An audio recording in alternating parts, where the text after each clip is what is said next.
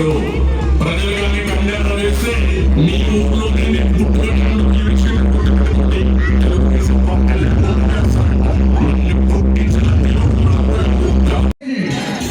వెనకాల media vehicles జెండా అడ్డు వస్తే దయచేసి మీ వెహికల్స్ జెండా కింద దించాలి.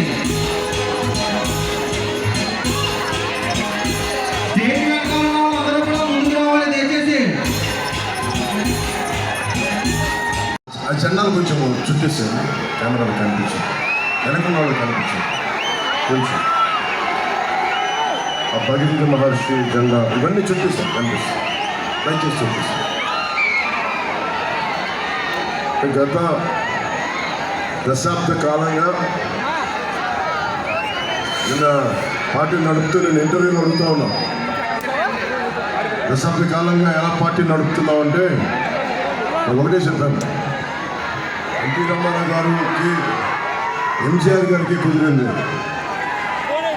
కానీ ఎవరైనా సరే పాలిటిక్స్ రావాలంటే 5 minute ఇన్స్టెంట్ నూడుల్ లాగా పార్టీని నడపలేరు.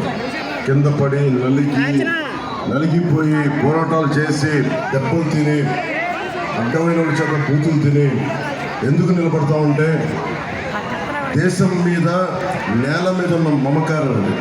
ప్రజల కష్టాలకి మన వంతు సాయం చేయాలి. దాంట్లో పదవులు వస్తాయో రావో నాకు నిజంగా తెలియదు, కానీ ఎప్పుడూ ఒకటే కమిట్మెంట్ పెట్టుకున్నాం, కష్టాల్లో ఉన్న ప్రజలకు అండగా ఉండటం. ప్రజాస్వామ్యం నిజంగా అడ్డు పరిస్థితుల్లో ఉంటే దానికి అడ్డుగోలుగా నిలబడిపోవడం.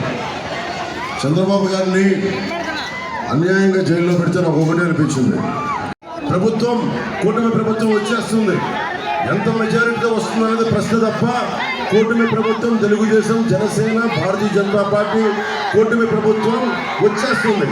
అది ఎంత మెజారిటీ సీట్లు ఎంత మెజారిటీతో గెలుస్తామన్న ప్రశ్న తప్ప వేరే సందేహం లేదు. ఇది ముఖ్యంగా నేను వైసీపీ మద్దతుదారులు కూడా చెప్తా ఉన్నాను, మీరు జగన్ని మీరు మద్దతు పెట్టుకొని భుజాల మీదకి ఎక్కించుకుంటే మీ ఆస్తులకే మోసం వస్తుంది. మేము మీకోసం కూడా సహాయం చేస్తున్నాం.